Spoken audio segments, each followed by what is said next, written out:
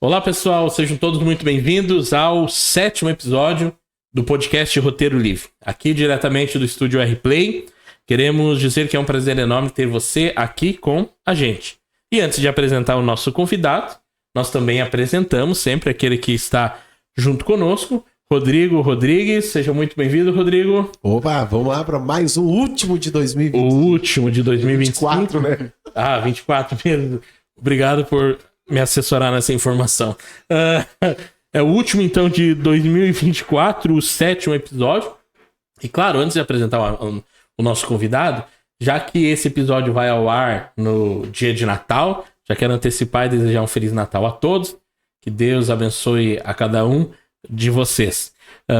Então, dito isso, né, que esse Natal seja abençoado, que esse ano seja, 2025 seja um ano próspero, né, com as bênçãos de Deus. Então, vamos ao nosso convidado. Eu fiz uma pequena introdução aqui, não achei muita coisa. Capaz, estou brincando. Fui lá no nick, convidado. no nick da bio. Fui lá no Instagram dele. O nosso amigo, então, ele é um amigo, né? O nosso convidado, quer dizer, ele é um amigo, né? É músico. E também é ministro de louvor de uma dessas igrejas aqui de São Leopoldo, né? Hoje nós temos o prazer de receber, então, o Jeverton Santos, mais conhecido como Tom. Tom, é um grande prazer te receber aqui. É um grande prazer, então, ter esse momento de bate-papo contigo. Quero desejar, então, que seja bem-vindo ao 7º episódio do Roteiro Livre Podcast. Eu agradeço muito o convite. Quero desejar um Feliz Natal para todo mundo que estiver vendo esse vídeo. E é um prazer estar aqui compartilhando ideias aqui, falando a respeito da palavra. É isso aí, estamos aí. Tamo junto. Então vamos lá, então, tamo junto. Como tu bem conhece, tu assiste o nosso podcast, aqui é um bate-papo, né? Mas não é uma entrevista. Mas mesmo assim, pra gente direcionar, a gente sempre coloca algumas perguntas até para a gente ter um norte, né? E então, a primeira pergunta, a gente sabe, Tom, que das antigas, tu é aqui de São Leopoldo, né? Natural de São Leopoldo. E também tu era músico, enfim, e tocava em boteco, bar, eu não sei como se chama isso, né? Então eu quero saber, né, de você. Seria interessante você explicar para nós quem apresentou Jesus para você, né, e como foi todo esse processo de conversão, de você sair de uma realidade e começar a frequentar outra realidade como cristão. Quem que apresentou Jesus para você, como foi esse processo e tudo mais? É assim, eu sempre falo que a minha conversão começou através do meu casamento, né?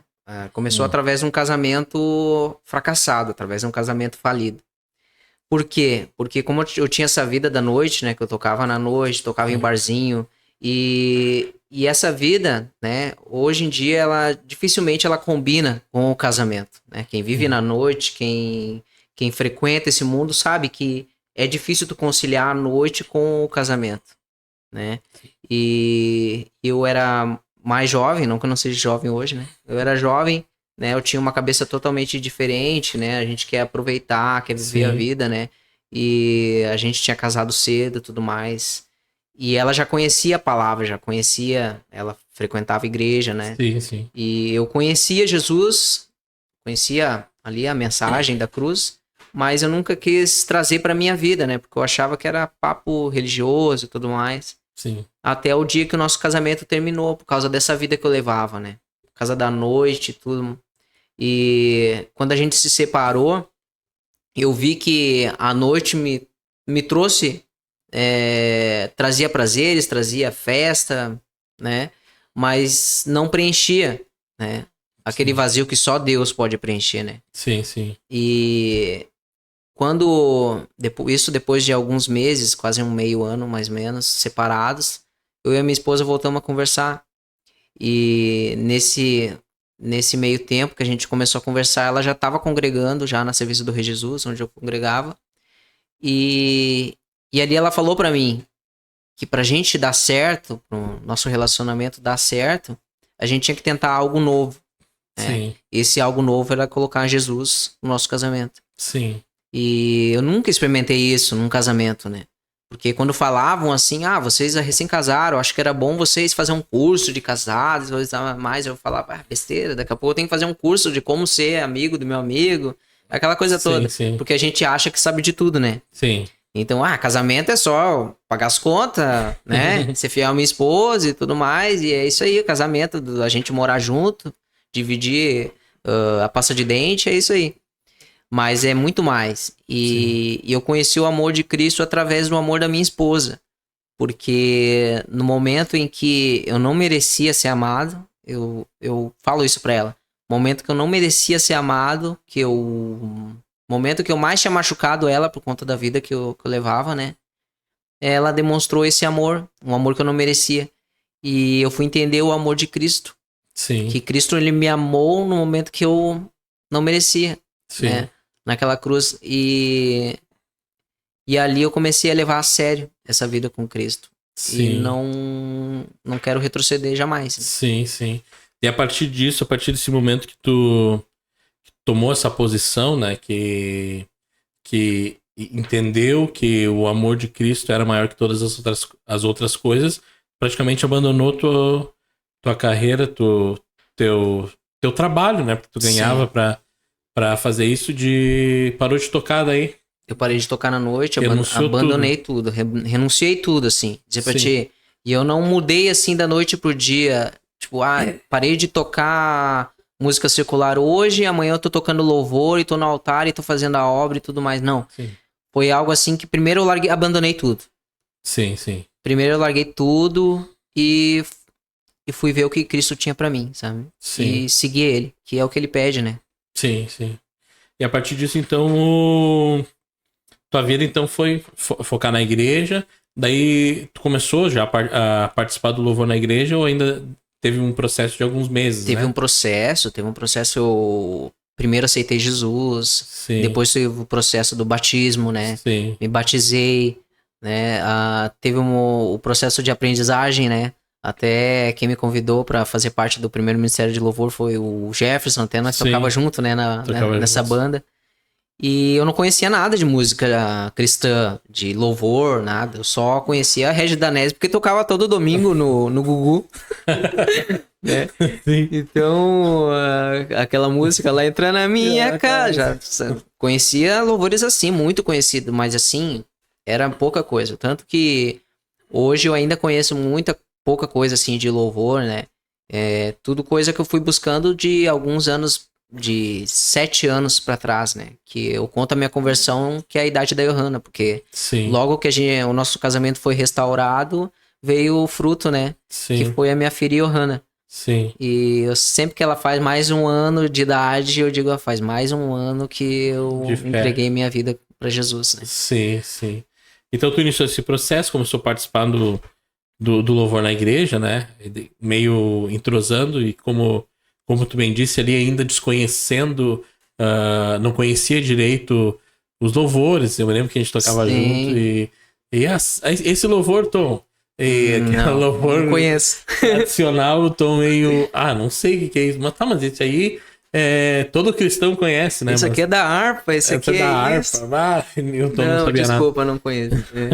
E aí, mas enfim, com o tempo, né, foi, né? E tu pegou uma fase do 7 anos pra cá que os louvores já são mais esses, né? E aí, tipo, o resgate e tudo mais é um processo. Sim. E os outros louvores, que talvez seriam os mais tradicionais hoje, não tá voltando à tona, né? Então, tipo, como tu converteu a partir desse período, né? E também, claro, tu não tem obrigação de saber os louvores. Não tem obrigação alguma, né? De saber. Mas enfim, tu conseguiu então, tipo... eu falo isso desse processo de conhecer os louvores porque foi literalmente um processo que partiu de uma renúncia e de literalmente uma nova vida, um nascimento, né? Tanto para Cristo como também como músico, porque agora tu ingressou numa área nova, né? De uma música secular, tu ingressou para música gospel e aí tu teve que reaprender tudo para, enfim, depois cantar, né, e tocar, né? Então foi literalmente um processo. E tem a questão do a gente vai tocar num barzinho hoje, né? Simplesmente tu tem que tirar aquele louvor, aquela música e cantar. Sim. Independente de como tá teu estado emocional, independente de como tá o teu casamento, independente de como tá a tua vida perante a sociedade. E tu ministrar o louvor hoje é uma responsabilidade, porque é como fosse uma pregação, né? Sim, é a palavra cantada. É a palavra cantada. Então, tu precisa pregar aquilo que tu tá vivendo. Então, Sim. tu tem que estar bem com Deus, tu Sim. tem que ter um bom testemunho, né? Voltado à tua vida, tanto no teu casamento, né? Quanto à tua vida social, né? Sim.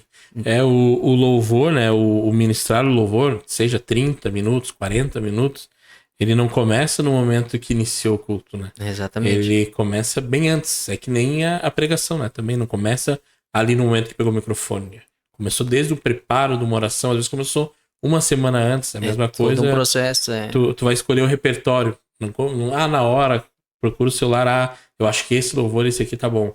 Não, é toda uma escolha, todo um processo, Sim. né? Então começa muito bem antes, É né? por isso que muitas vezes o louvor ele é um momento de quebrantamento, né? Porque é todo um preparo espiritual antes de tu ministrar aquele louvor. E a pessoa muitas vezes nem sabe explicar, mas às vezes aquele Sim. louvor só tá repetindo o refrão, mas aquilo lá te fala lá dentro da tua alma, né? Sim, sim. Traz toda uma questão espiritual que te alimenta, né? A partir do louvor, né? Sim. Bem, além disso, então, tu congregou, né? Se converteu na Cerveja de Jesus. E depois disso, tu migrou pra Igreja Cristã Firme, né? Sim. E, enfim, esse ingresso, tu só chegou lá no pastor da Igreja Cristã Firme e pediu entrar. Como que foi? Pro pessoal explicar é estranho, porque a gente Sim. pastoreia a Igreja Cristã Firme. E aí o Sim. Tom apareceu lá como ovelha lá. Não, como é que foi o processo? Eu e a minha esposa, a gente tava buscando uma direção nova, né? Sim, sim. Porque chega um momento que não tem que fazer o que tu quer, tem que fazer a vontade de Deus. Sim. Então, Deus deu uma direção pra nós oramos, não foi algo da nossa carne, da nossa vontade, né? Sim. Foi algo que a gente orou, Deus, dê uma direção pra onde tu quer que a gente vá, né? E todos os ministérios, cada um tem seus defeitos, né? Sim, são homens, né, que estão à frente, são lideranças, por mais que sejam lideranças religiosas, são homens, né? Sim. Então, e claro, nenhuma liderança religiosa quer perder um membro, quer que um membro vá congregar em outra igreja. Sim. Mas a própria palavra diz que nós temos que fazer a vontade dele, né? E a palavra também diz pra gente, ide, né? Sim. Então, foi um processo, primeiro, de desligamento de um ministério e depois um processo de entrada num ministério que recém estava começando, né? Sim, bem pouco E tempo. teve bastante, assim como tem bastante trabalho, Sim. né? E por isso que eu creio que é resposta de Deus, porque a gente estava num momento que a gente queria muito trabalhar. Sim. E é até interessante isso que tu falou, e é o que uma outra pergunta que eu ia fazer, porque tu estava num ministério consolidado, vou usar esse termo. Sim. Ministério mais de 10 anos, com toda a estrutura. Tava num conforto. Com conforto. E aí tu ingressa num outro ministério recém-nascido, não tinha a estrutura que tu tinha outrora. E aí eu falo estrutura, questão até de som, até questão técnica, mas até questão de formar uma banda, ter material humano, não tinha.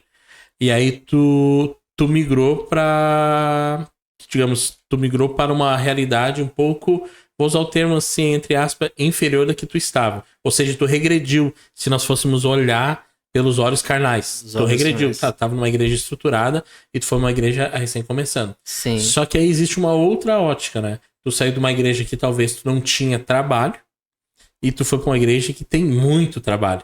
Ou seja, então tu olhou, aqui eu tenho conforto, mas talvez eu não tenha utilidade. Sim. Aqui eu não tenho conforto, mas aqui eu sou muito útil.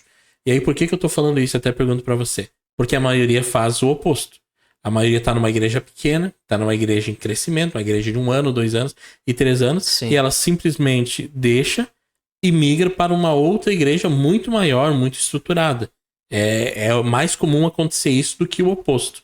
Exatamente. Porém, eu pergunto pra você, por que tu decidiu fazer o caminho oposto de sair de algo estruturado para ir para uma igreja em construção, vou usar o termo, em implantação?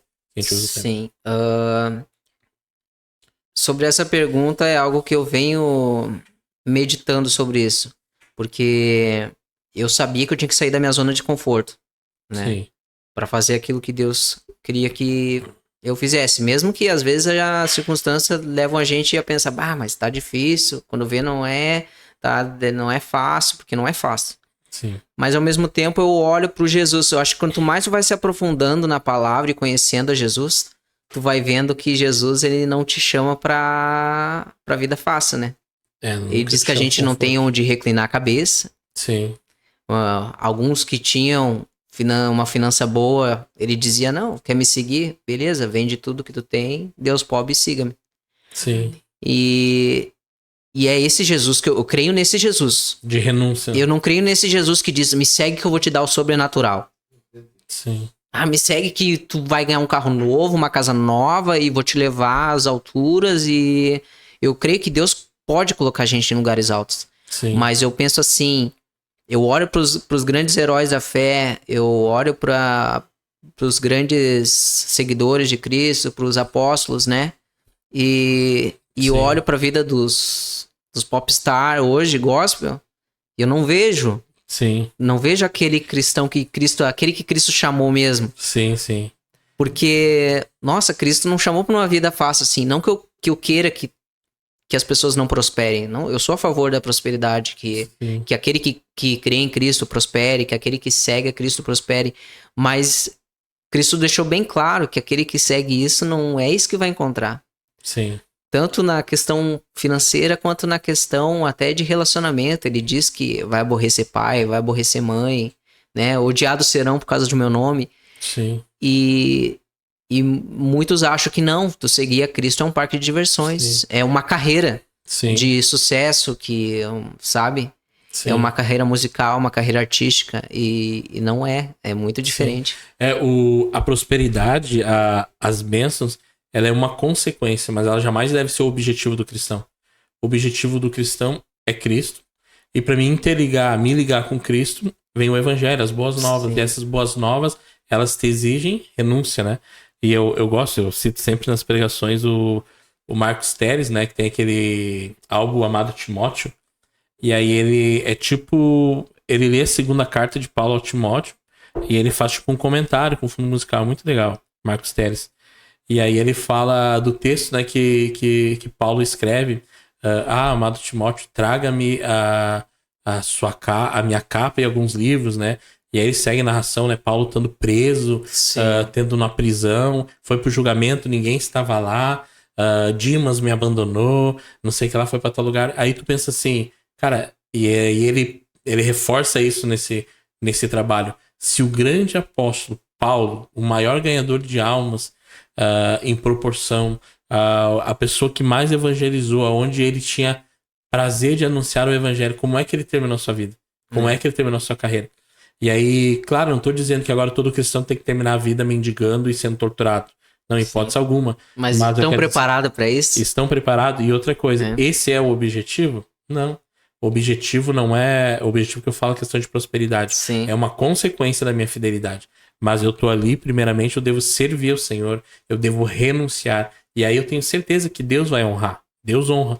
Mas ele honra aquele que renunciou, Sim. né? O oleiro, quando fez um vaso, ele desmanchou. Ou seja, ele destruiu tudo. E a partir daquele vaso que foi remontado, e assim somos nós, no momento que somos remontados, somos reorganizados com renúncia, com arestas cortadas, né? A partir daquilo nós se tornamos um vaso belo. E ali Deus começa a honrar. Ali, mas é nesse momento. Eu não posso pular essa etapa. Eu não posso achar que já sou um vaso inteiro. Não, é tudo um processo, né? Até porque eu creio assim, né? Cristo, é muito fácil a gente seguir a Cristo quando tá tudo bem. Sim. Quando a minha vida tá indo tudo bem, né? Mas e quando o teu carro quebrou, né? Quando as contas começam a apertar, né? Ou muitas vezes, né?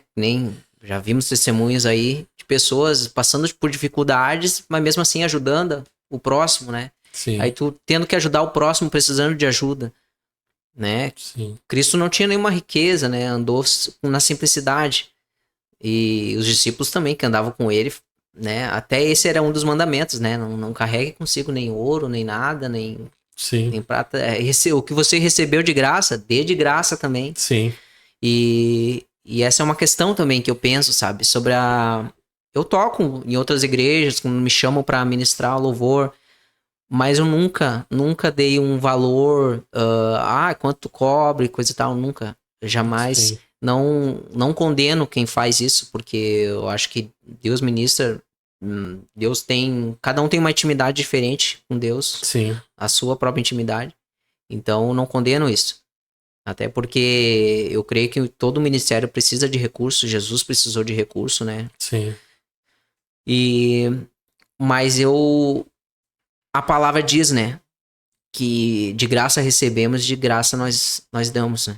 Sim, sim. É interessante isso, tem os dois lados, né? Também sou da mesma opinião. Se Deus convocou aquela pessoa para aquela obra e ela precisa viver, né? O obreiro é digno do seu salário. Sim. Amém. Mas ao mesmo tempo, se eu sei que uma igreja não tem condições de ofertar na minha vida, eu não vou riscar ela da agenda. Não vou porque tal. Exatamente. Eu vou... Não, a palavra vai ser pregada, né? Não importa. Sim. E aí vem até um ponto que um dias atrás tu compartilhou comigo que até pro ano 2025 tem plano de a gente fazer louvores na praça e tudo mais, né? Sim. Movimentos falando de Jesus e tudo mais. Isso, claro, não deixa de ser uma renúncia, porque a gente vai estar lá, né? Tu vai lá, assim, tipo, sem ganhar nada, gastando gasolina, equipamento e tudo mais. Mas tu já meio falou antes, mas eu quero só te perguntar de novo. Sim. Como então surgiu essa vontade, assim, de falar de Jesus às pessoas? Esse desejo de evangelizar, de multiplicar, de transbordar? Sabe que é algo que eu poderia dizer, é algo espiritual, Deus falou pra mim, mas eu acho que a gente vai desenvolvendo uma intimidade com Deus, assim, de sair da zona de conforto, que é tipo assim, trazendo bem pra palavra, bem pro contexto mesmo, eu quero me incomodar. Eu tô muito na comodidade, eu quero me incomodar. Sim. Sabe? Eu quero incômodo. Eu consigo um outro departamento lá que faz é tipo isso. tipo tu comprar um Peugeot, sabe? Não, eu não tenho Peugeot. Não? Desculpa aí quem tem Peugeot. Peugeot é um carro top. É o melhor. Meu pai tem um Peugeot, tinha um Peugeot. Quando debaixo d'água. Ele quer mesmo falar de carro. Ele tem alguma coisa que aconteceu com ele. Eu acho que é sair da zona de conforto, não? Voltando pra pergunta, eu acho que é sair da zona de conforto mesmo. Porque me incomoda muito esse mercado. Eu vou ser sincero, me incomoda muito. Porque virou um mercado. O mercado gospel? O mercado gospel, virou um mercado... Até a pregação. A questão de pregador, pregador famoso e tudo mais. Não que seja um pecado ser famoso. Jesus era famoso. Sim. Isso não é pecado. Mas dificilmente tu vê essas pessoas indo em lugares que o evangelho não chega. Sim. Né? E onde o evangelho não chega, é que nem diz, né? Casa vazia, oficina do diabo. Sim. E outras pessoas vão chegar. Sim. Outras pessoas vão chegar com outras ideias, com outras militâncias, né? Sim. E cada vez trazendo mais, né? A perdição. Sim. Né? Ou até mesmo aquilo que destruiu meu casamento. Eu creio que através disso a gente pode mudar a mentalidade de um povo. Seja através do louvor, através da palavra. Sim, sim. Não é importante. Até como tu falou ali do desejo de se incomodar. Acho que domingo, pós-culto, a gente tava falando, eu contei um exemplo de um amigo meu que congrega numa igreja grande, né? Bem grande lá em Porto Alegre. E aí, só que ele não tem relacionamento com os irmãos. Tipo assim, 2 cultos, chega lá, entra no shopping, plaquinha, vai lá, ganha um chocolatezinho. Sim. Entra na igreja, assiste o culto que tá no telão e termina o culto, vai embora. Ou seja, não deixa, claro, sentou lá para ouvir. Mas a diferença, até nós comentamos, estava eu, tu e o Josias, que a nossa identidade cristã, ela vai formando no atrito. Dentro da igreja, é ferro com ferro, né? Uhum. Tipo... Eu só entendo, eu só sou testado no momento que eu entro em atrito, né? Então, eu só sei que se eu estou curado ou eu demonstro aquilo que precisa ser curado em mim no momento do atrito, da aprovação, no momento do incômodo. Então, tipo assim, quando eu tenho desejo de me incomodar, eu tenho desejo de ser aprimorado. Eu tenho desejo de ser curado. É a mesma coisa. Por que o congregar é importante?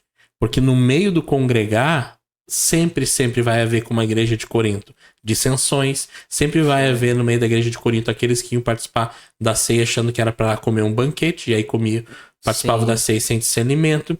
Então, só que com esses atritos, o que aconteceu? Isso foi um fundamento para curar a comunidade, ou para dizer, olha, aquilo que estava errado veio para fora. Então nós precisamos consertar. Então esse é o congregar. É diferente hoje. Hoje estão partindo para uma linha de igreja aonde é como eu ir lá assistir um culto, é como se eu fosse assistir um filme no cinema.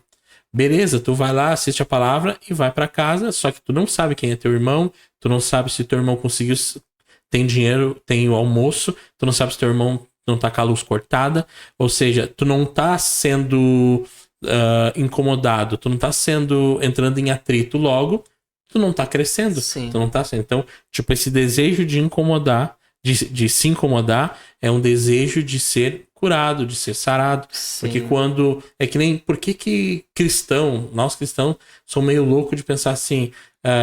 eu planejo a minha agenda pensando, tenho meu trabalho fora, tenho tudo fora, mas planejo a minha agenda pensando, domingo tem culto. E aí tu pensa assim, pô, que loucura, domingo fica em casa, vai assistir teu... Agora não tem mais Faustão. Vai assistir alguma coisa, vai assistir isso e aquilo. Não, mas tu tá lá na igreja. Mas por quê? Porque tu sabe que lá é um ambiente que às vezes tu se incomoda, às vezes tu escuta palavras que tu não queria escutar, mas ao mesmo tempo é um ambiente que tu é sarado também, que tu é curado, que tu é testado, tua paciência é testada, né? Então isso é importante. Quando eu desejo me incomodar, eu tenho certeza que, como a partir da tua palavra que tu falou, que tu queria se incomodar, eu tenho certeza que aquilo vai ser um mecanismo que vai E vai quando te curar. a gente se coloca no desafio também, né? Isso acaba nos forçando a nos preparar para aquilo ali. Sim. Se eu me colocar, vamos supor, hoje, que nem muitos falam, né? Só vou fazer academia se eu for lá e já deixar um ano pago, né? Sim. Daí a pessoa se obriga a ir na academia. É quase isso. Quando a gente se coloca num desafio, a gente acaba tendo que se preparar muito mais. Ou até quando a gente assume mais compromissos, vamos supor. Eu prego de vez em quando lá na igreja, né? Sim. Mas se eu entrasse para uma escala de pregação, eu ia ter que estudar muito mais. Eu ia ter que me aprimorar muito mais. Então eu acho que tu se colocar mais em desafio, sair da tua zona de conforto, né? Eu acho que isso vai acabar te aproximando mais de Deus, assim. Sim, vai acabar tendo que buscar mais, porque tu vai precisar de mais para poder dar. Vai ter que transbordar, né? Então, essa é a ideia. Beleza. Não, é muito bom essa questão, né? Porque hoje tu vê bastante... como é que a gente fala assim? Isso é uma liderança como um todo que a gente escuta. Muitas vezes tem ausência de mão de obra, de pessoas que queiram se disponibilizar. A maioria coloca, mas eu tenho que fazer isso, tenho que fazer aquilo, tenho trabalho e tudo mais. Ok, claro, tá certo, né? Mas ao mesmo tempo tem outros onde tem um tempo sobrando e não quer tomar esse compromisso, né? Então tu ouvir isso, posso dizer que é raro tu ver pessoas que queiram fazer algo, mesmo que tenham os seus compromissos habituais, enfim, seu trabalho, sua casa e sua família. Não, isso é louvável. Bem, Tom, nós temos agora, eu vou partir pro quadro, porque aí a gente consegue falar de outros assuntos. Aqui tem um quadro que se chama Passo, Paro ou Aperta a Mão. Não sei se você já ouviu. Não, sim, né? já ouvi, ouvi várias vezes no programa, né? Já assistiu, né? Assisti várias vezes. Então eu nem preciso explicar. Capaz, eu vou explicar aqui pra vai que tem alguém que tá assistindo pela primeira vez. Sim. E eu explico pra você, e essa pessoa também, né, vai compreender. O quadro vai aparecer ali uma pessoa, talvez, um objeto ou um tema. E aí você vai ter 3 opções de escolha. Ou você passa, no sentido de ignorar. É que nem você tá andando na rua. E esse tema, esse objeto, essa pessoa vem na tua direção. Você pode passar no sentido de ignorar, ou seja, não gosto, não quero. Você pode parar no sentido de não tô concordando, mas também não tô concordando, mas também não tô discordando, ou seja, a posição neutra. E o último é apertar a mão no sentido concordo contigo. Então é como eu sempre falo, é um modo suave de dizer não concordo, não tenho posição neutra ou concordo. Então discordo, posição neutra ou concordo. passo, paro ou aperto a mão. Uhum. Beleza? Entendeu mais ou menos isso? Então eu vou estar colocando ali alguns temas e eu acho que também vai ser... Como eu escolho os temas de acordo com o convidado, acredito que isso também vai agregar até em relação à tua vida. E aí o primeiro tema aqui, que o Rodrigo vai ajustar para nós, vai ser liderança de jovens. Passo, paro ou aperto a mão. Por que eu trouxe isso, né? Sempre a justificativa. Você liderou os jovens na igreja 1 ano e 6 meses, 8 meses, alguma coisa assim, né? Quase 2 anos. Quase 2 anos, né? E eu pergunto, né? Tem liderar jovens tem todo um percurso, tem todo talvez um desgaste, um tempo a mais, uma paciência a mais, porque, enfim, são em outros ritmos de pensamento. Sim. Eu pergunto para você sobre liderança de jovens, sobre a função de liderar jovens. Se hoje fosse apresentado para você, você passaria? Você pararia, ou seja, não tenho uma posição? Ou você aceitaria, você apertava a mão? Pensou demais, né? Eu acho que hoje, eu acho que hoje eu passaria. No sentido de que, claro, se a função caísse pra você, né?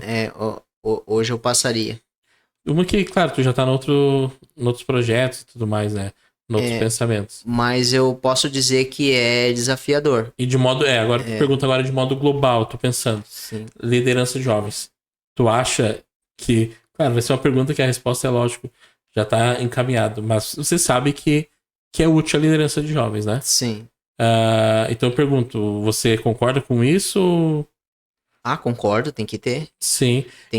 Tem que ter, mas eu acho que é fundamental, antes da liderança de jovem, a família estar estruturada para isso.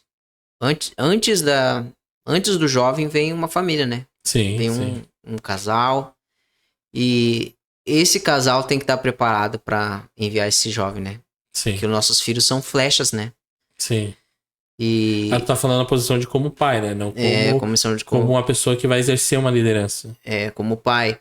Eu acho que o pai tem que enviar esse jovem, preparar esse jovem. Porque o que hoje eu vivencio, que a gente pega jovens que não foram direcionando. Muitas vezes o pai só manda ir na igreja, ou vai. Sim. É pais não cristãos, né? E acaba dificultando mais o trabalho da liderança. Porque ao invés de ser um líder, ele acaba virando só um recreador. Sim.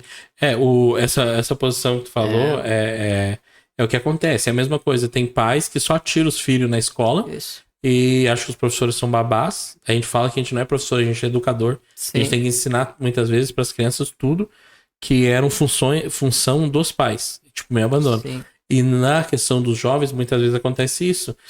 Os pais não querem que os seus filhos se envolvam com drogas, não querem que seus filhos vão numa balada. Aí, não, mas vão direcionando para uma igreja. Só que tem um porém, eles não querem a igreja. Né? Eles querem que os filhos vão para a igreja, mas eles não querem a igreja. Exatamente. E aí traga essa função, por isso que eu perguntei a questão de liderança de jovens, até para saber a tua opinião, pela tua experiência. Claro que a importância a gente sabe, Sim. foi até uma pergunta meio idiota que eu fiz. A importância, lógico que a gente sabe. Mas eu trago no sentido de que tu, como pessoa, assumir esse desafio, e aí tu já respondeu que não, que passaria, né? O porquê disso tu meio respondeu, né? E até se tu puder complementar o porquê foi desgastante para te liderar jovens ou... Não, eu acho que acrescentou bastante pro meu amadurecimento, assim, em Cristo. Não, contou bastante. Só que hoje eu passaria porque eu creio que não é mais o meu tempo. Sim. Eu acho que pra mim passou esse tempo. Mas eu desejo que todo mundo passe por isso. Sim. Pra ter essa experiência. É uma experiência que eu acho que pra saber... Eu acho que, na verdade, a gente tem que experimentar todos os departamentos da igreja. Sim. Pra sentir realmente porque nós somos um corpo, né? Sim. Nós somos um corpo, então a gente precisa saber como é que tá cada parte desse corpo. Sim. Então, a liderança jovem ali, ela é uma parte que é também fundamental, como todas as outras, como a parte de questão de aconselhamentos de casais, né?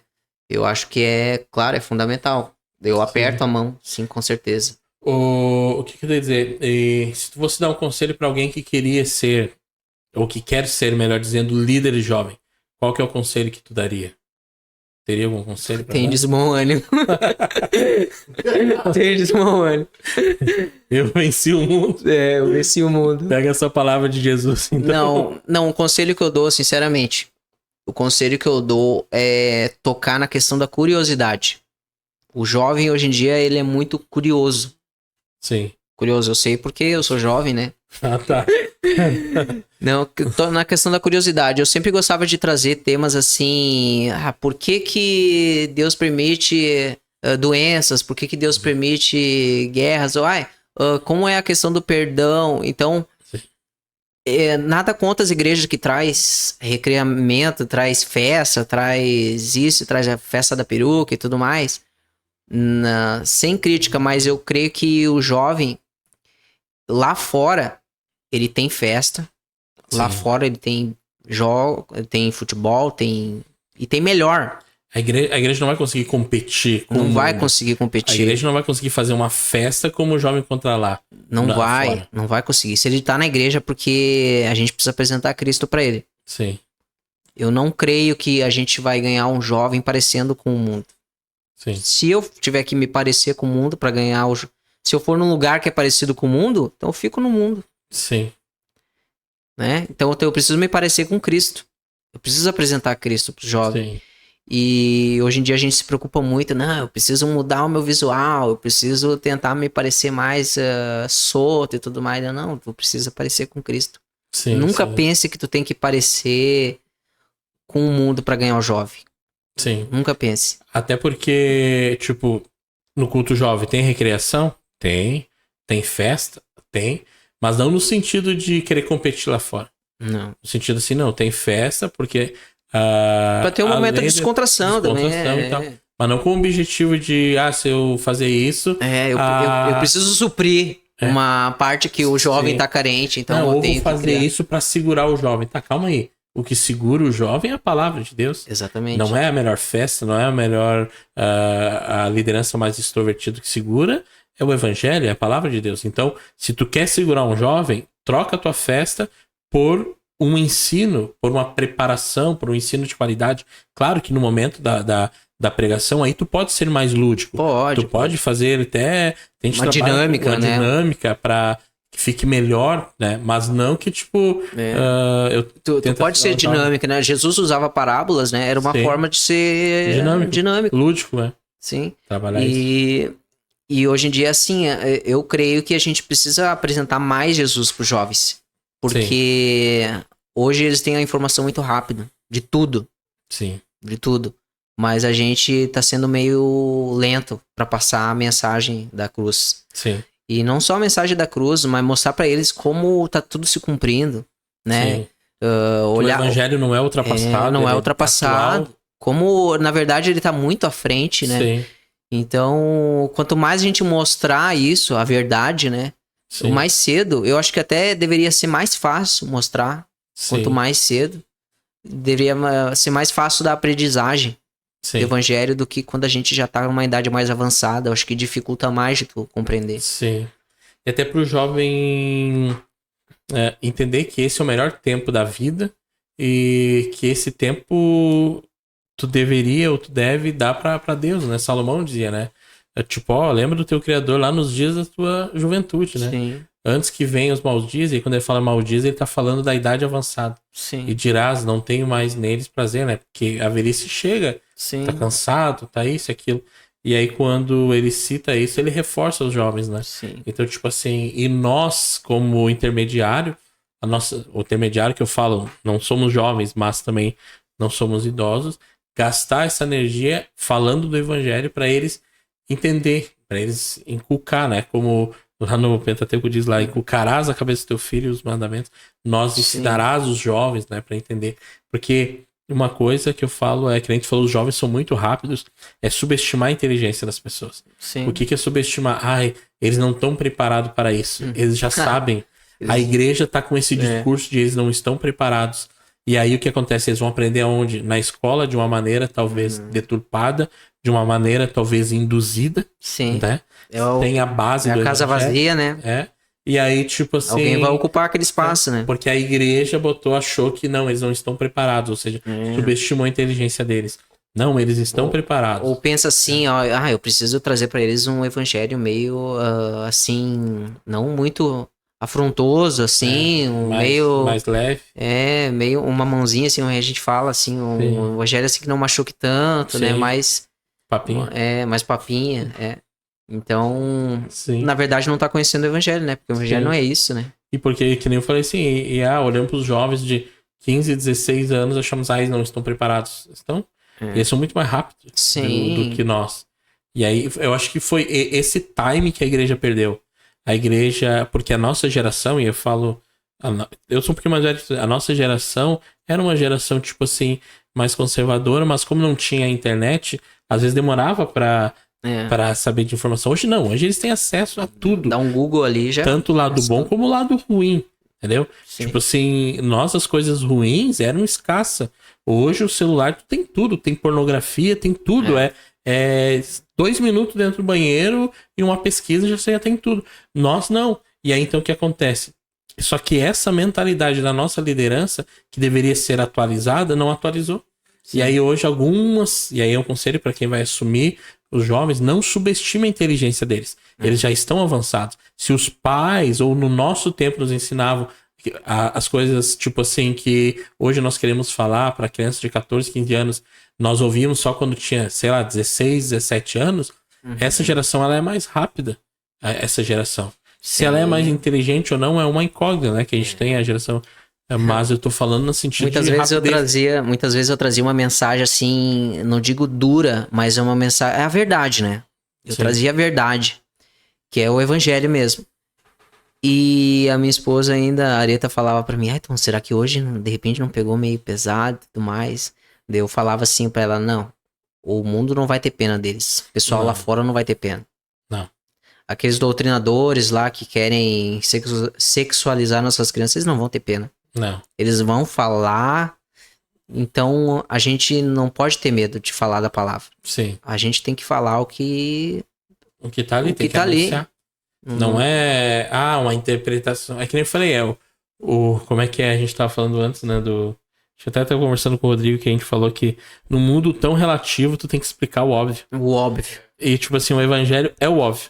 Aí tu, tipo assim, tu tem que meio... alguns querem contornar porque vai chegar agressivo. Mas não é que o evangelho é agressivo. A nossa sociedade se tornou frágil. Se tornou muito, muito porcelana. E aí, não é. Então o evangelho é aquilo ali. O evangelho é isso. O evangelho é as boas novas que é matar teu velho homem. Tu precisa de renúncia. Mas será que a gente não pode fazer isso? Será que não pode fazer aquilo? Como vocês são ultrapassados. Se tu chama alguém ultrapassado que tá pregando o evangelho, você tá falando diretamente que o evangelho está ultrapassado. De forma alguma, o evangelho tá atualizado, né? Então, tipo assim, quem quer desatualizar com outros conceitos é uma sociedade relativa, né? Tipo assim, eu achei interessante que os sociólogos, Bultmann falava da sociedade líquida, que a água vai se escorrendo e a sociedade vai se adaptando, mas ela vai se adaptando porque tudo é relativo. É que eles querem criar uma cultura de inclusão, né? Então, uma cultura de que tem que ser leve. Sim.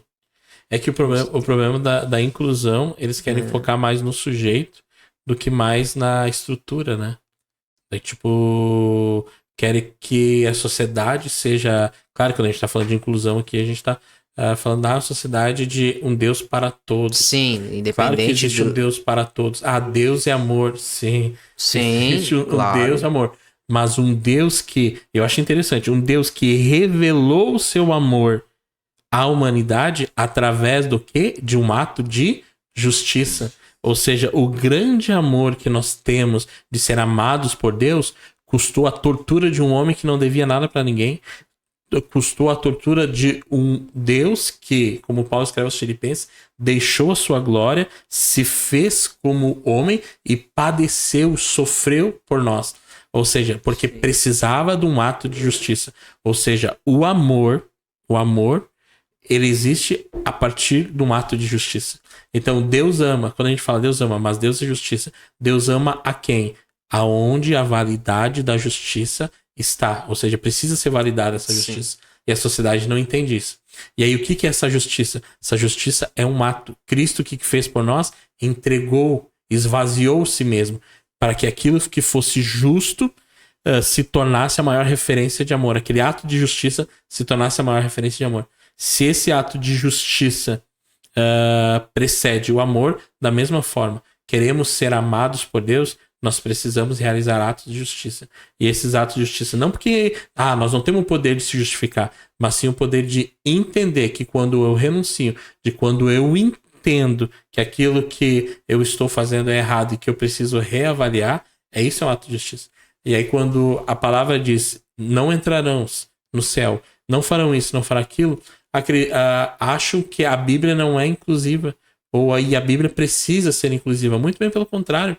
O ser humano que precisa se adaptar à realidade do Evangelho, não o Evangelho se adaptar à realidade da humanidade, porque Sim. a humanidade porcelana quer que tudo seja adaptado a partir daquilo que elas querem, né? Sim. Enfim. Então, por isso que o Evangelho tem que ser pregado e trabalhar com jovens tem que ser isso, sem de maneira alguma subestimar a inteligência deles e falar. Falar a verdade. A verdade. Porque se não ouvirem, que nem falam assim, um lugar só é ocupado quando ele está vazio. Se nós deixar algo vazio, alguém vai ocupar. E esse alguém que vai ocupar, ele vai vir com os 2 pés. Ele vai vir com Não vai tudo. ter pena. Não vai ter pena, não vai ter pena. Não vai pensar, será que de repente eu não peguei pesado? Não vai. Ninguém vai ter dado nossos Não filhos. Vão. Quando vinham as interrogações, e o que é isso, o que é aquilo? Porque só vai surgir porque eu deixei vazio. Exatamente. Eu deixei um vazio, né? E aí, tipo... E daí a gente vai vir com aquela famosa frase, onde foi que eu errei? Ou nós queremos com a frase de Adão. Foi a mulher que me deste. Aí, mas o teu filho aconteceu isso aqui. Também temos um estado doutrinador, temos isso, temos aquilo. Tá, mas calma aí. E a tua presença como pai? Sim. Ocupou o espaço? Ou seja, a criança não tinha referência alguma. E aí esse pai que não foi referência alguma, ocupou outro, né? Claro que a gente não quer... Nós queremos proteger tanto nossos filhos que nós não queremos que ninguém... Tanto os nossos quanto os filhos dos outros, né? Ninguém toque nas nossas crianças. A não ser os seus pais, porque eu sei que será um procedimento com amor. Mas enfim, né? Então por isso nós temos que tomar essa posição também como os pais. Só que para mim ser bom pai, eu preciso ser um bom jovem. Para mim ser um bom jovem, eu tenho que ouvir o verdadeiro evangelho. Para mim ser uma pessoa parecida com Jesus, eu tenho que enfim, ter o evangelho na minha vida, né? É verdade. Vamos pro segundo ponto aqui, então. Como a gente está em clima de Natal, é interessante. Hoje é Natal, Feliz Natal, a gente já disse. É interessante isso. Passa o paro, aperta a mão por Papai Noel. Tá, parece até besteira isso, né? Parece até cômico isso. Mas é interessante essa percepção. Por quê? Tem gente que entende Papai Noel como... E aqui eu quero me colocar numa posição de neutro. Tem alguém que entende Papai Noel como algo pagão. E tem gente até que aceita. E que eu falo a partir de pensamentos de cristãos, não da sociedade. Você como um cristão, pai de uma menina de 7 anos, né? Claro que eu acho que agora ela entende que Papai Noel não existe. Bah, eu falei isso. Johanna. Criança saindo da sala. E na escola, né? Na escola foi o Papai Noel entregar presente. Qual que é o entendimento que tu ensinou para a Johanna sobre o Papai Noel? Olha, eu creio assim que eu vou ficar na questão ali do para é neutro? É para neutro. Mas centrão é PG. O para é neutro da questão do não julgueis, né? Só que assim, ó, a gente mexe com a imaginação dela, assim, da minha filha. A gente fala, Papai Noel vai te dar isso, Papai Noel não vai te dar aquilo. Se comporta.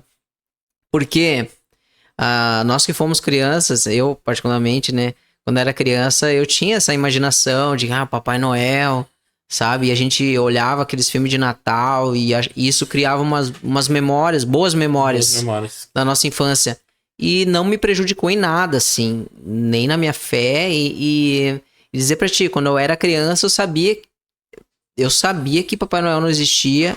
mas eu gostava de ver as casas enfeitadas e tudo Sim. mais, aquela sensação, aquele espírito natalino, eu gostava, mas ao mesmo tempo eu sabia, né, que se tratava do nosso Salvador, Sim. né, sobre Cristo, né, mas eu não julgo em mexer com a imaginação das crianças, trazer essa sensação, esse espírito natalino. Sim. Porque é um espírito que a gente deve se alegrar, né? Papai Noel, ele é um símbolo dessa época, né? Por mais que ele não exista, né? Por mais Sim. que ele não exista. É um que símbolo... talvez tenha origem pagã ou não. Talvez tenha origem pagã ou não. Ele também podemos usar como um exemplo, né? De Deus, que Deus ele quer dar bons presentes aos seus filhos, né? Sim. Podemos falar, né, que o Papai do Céu também, podemos dizer que ele é inspirado em Deus, né? Sim. Então, não precisamos demonizar o Papai Noel, não. Eu acho que... tem uma versão do Papai Noel, porque várias histórias de onde surgiu o Papai Noel, né? Tem uma versão que eu gosto, que eu sei que também é mentira, né? Sim. Mas enfim, eu fiz o esforço de acreditar de que não eram 3 reis magos que foram visitar Jesus e levar o ouro, incenso e mirra, né? Quando Jesus nasceu. Sim. Mas eram 4. E o Papai Noel, só que tem um porém, o Papai Noel chegou atrasado. Os outros 3 já tinham levado os presentes e o Papai Noel chegou atrasado e Jesus já tinha saído da manjedoura. Então, o que ele fez com os presentes? Eu não tenho o que fazer. Ele começou a distribuir para as crianças.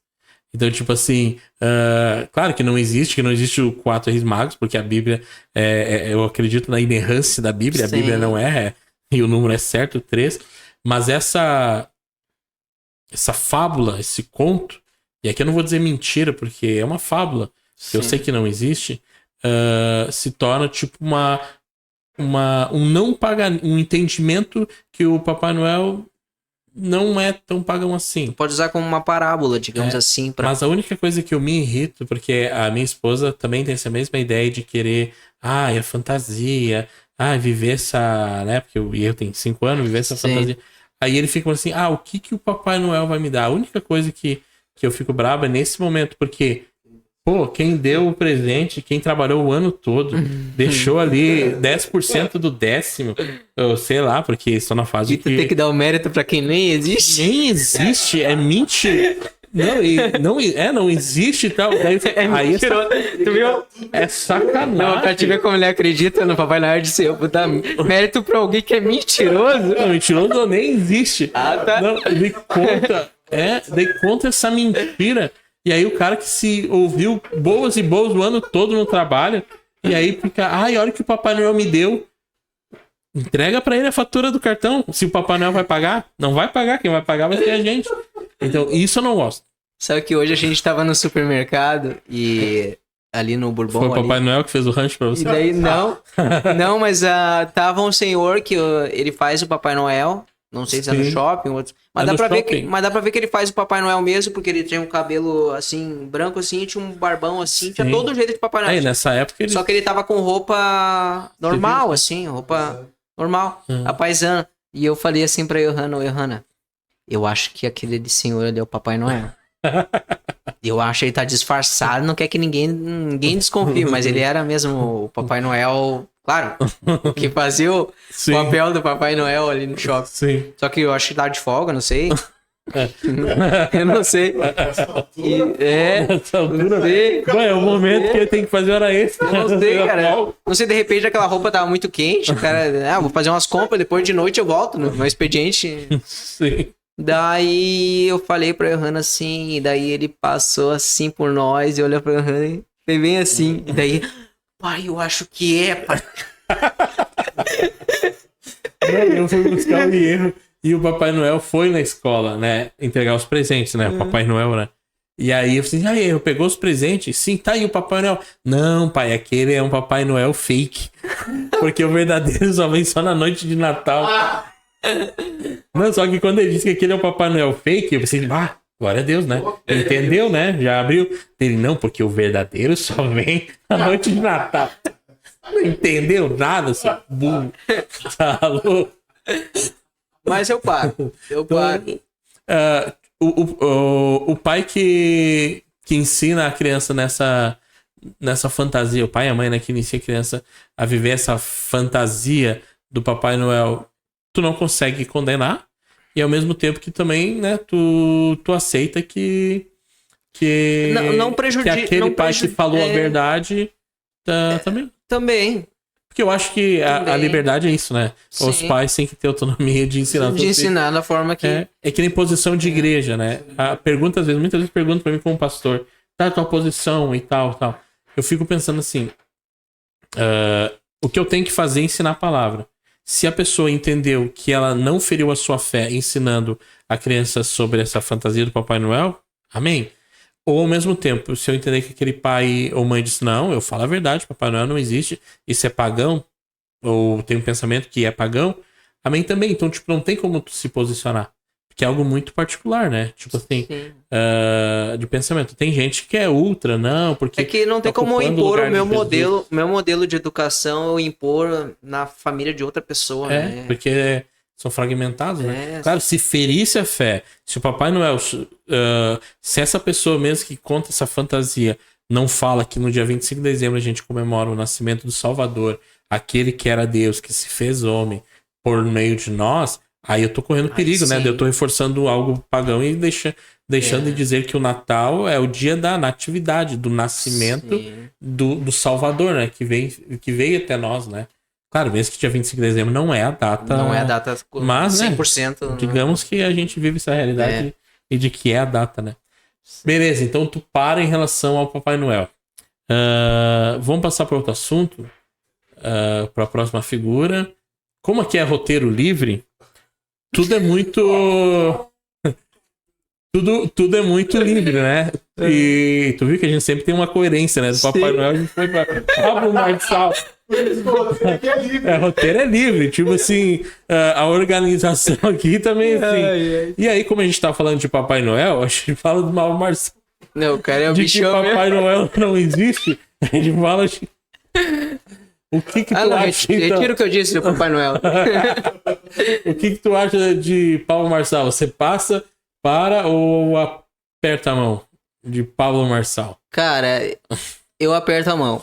Eu aperto a mão desse cara. Porque eu sou Marcelete e sou fã desse cara.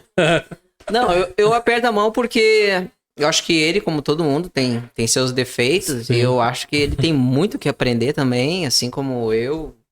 Sim, com qualquer um de nós. Com qualquer um de nós. Mas eu aperto a mão porque eu sou gaúcho, né? E eu sei o que esse cara fez aqui no Rio Grande do Sul. São poucos que nem ele que fizeram. Sim. E ele influenciou mais pessoas a fazer. E eu creio que muitas pessoas aqui no Sul são muito gratas a ele. Sim. E não só por isso, eu creio que ele tem muitas coisas boas. Claro, tudo a gente tem que filtrar. Ninguém é perfeito. Sim. Tem coisas, assim como tem coisas que eu concordo, tem coisas que eu discordo. Mas ele é um cara corajoso, dizer pra ti. Ele é um cara corajoso. Muitos que nem ele iam estar tirando férias em Dubai ou estariam morando... Não teriam nem morando no Brasil. Não teriam nem morando no Brasil. Em Orlando, na Flórida. Morando. Talvez eu ou tu, não sei. A gente talvez não estaria morando aqui, não sei. A gente não sabe. Com a realidade que ele vive hoje, tendo que andar com um monte de segurança e tudo mais, os filhos, né? Eu aperto a mão desse cara. Ele é um cara que ele inspira muitas pessoas. Sim. Eu acho que ele ganhou... O meu respeito que ele ganhou foi na enchente. Na enchente, ele fez algo, claro, que não era só no bolso dele, mas a prontidão de reorganizar. E, claro, ele botou muita grana também, né? Sim. E eu posso pensar assim, talvez com pensamento futuro político. Ele ajudou na enchente. Só que depois ele foi para a Prefeitura de São Paulo. Ou seja, né? Sim. O que ele fez aqui não influenciou em nada lá. Sim. Talvez agora no futuro ele tá pensando em ir pra presidência. Ok. Pode ser que o que ele fez tenha surtido efeito. Mas, em primeiro, surtido efeito no sentido de crescimento político. Sim. Mas em relação à questão de humanitária, o que ele fez foi muito importante. E aqui eu abro um parênteses bem interessante, que todo dia, quando eu estava concorrendo à eleição da Prefeitura de São Paulo, todo dia o Silas Malafaia postava: amanhã eu vou desmascarar Pablo Marçal. E aí teve um vídeo que ele fez o seguinte, desmascarando Pablo Marçal. Pablo Marçal, agora tu quer ser hypado, quer isso e aquilo, Mas quando tu tava, aonde tu tava quando o STF fez isso, aquilo. Tu não opinou em nada. Eu tava lá. Que dia tava isso? Ok. E aí eu peguei e comentei assim, ok, o que o Silas Malafaia fez, ok, e o que o Marçal deixou de fazer, sim, mas poderia que ele tivesse outros compromissos que não eram a sua importância. E aí eu comentei assim, tá, seguindo essa tua mesma linha de raciocínio, pro Silas Malafaia, onde tu tava quando 70% do Rio Grande do Sul estava debaixo d'água? Aonde tu tava isso assim? Ele tava aqui. Por quê? Porque o mesmo argumento que o Silas Malafaia podia dizer assim, tá, mas eu não tenho nada a ver com o Rio Grande do Sul, é o mesmo argumento que o Paulo Marçal disse assim, eu empresário que tem a ver com o STF. Sim. Entendeu? Então, tipo assim, foi na mesma balança. E ali eu vi porque, tipo, Silas Malafaia não veio não, no Rio Grande do Sul. Outras pessoas não veio no Rio Grande do Sul. Pode ter mandado doações pra esse tipo de igreja. Eu creio que de repente mandaram doações. Mas ativamente, na frente, destaque pessoalmente, ele tava aqui. O papel que ele fez, cara, foi o papel de um líder de Estado. Sim. Eu não vi, talvez eu esteja enganado, mas eu não vi o nosso governador atuar da maneira que esse cara atuou aqui no Rio Grande do Sul. Parecia que ele era o governador do Rio Grande do Sul. Sim. Tomou uma... Não vi nenhum presidente atuar da maneira que esse cara atuou aqui. Então, eu aperto a mão desse cara. Não tem que... Então, o Marcelete. Então. Eu sou o Marcelete. Se esse cara vir pra presidente, eu voto nesse cara. Se o Bolsonaro não tivesse. Se tiver o Bolsonaro, Porque na hora eu vou mostrar a fotinha aqui, eu até. Não, sabe por quê? Eu vou curtindo aqui, porque na hora que aparecer um cara aqui, o Tom vai entrar dentro da tela pra beijar. Não, mas sabe por quê? Mas sabe por quê que eu acho até um erro ele se candidatar, caso o Bolsonaro venha a ser candidato. Vai em dividir 2026, é porque vai dividir voto e a gente vai eleger a esquerda de novo. Mas ele falou, né? Ele já declarou que só vai vir se o Bolsonaro... Acho até um erro. Mas é que ele é louco, né? Ele tá postando o governador de São Paulo. Só que daí ele vai ferir o Tarcísio. Mas enfim, vamos ver. Vamos ver no que vai dar. 6 é logo. Eu não sei, mas eu acho que ele tinha que ter uma... Ele tinha que entrar... Precisamos de pessoas que nem ele mas cargo política. Executivo. Tipo assim, ou governador, ou prefeito, ou presidente. Tipo, deputado vai ser só um... A gente tá vendo que a gente tem deputado a full de direita lá, mas a gente tá vendo que eles não estão mas os que foram eleitos, né, que surfaram na onda pró-Bolsonaro, tem alguns que não estão botando... Tipo assim... Só na onda mesmo. Foram e depois já se posicionaram. Muitos votaram a favor do governo, né? No sentido, né? Mas, enfim.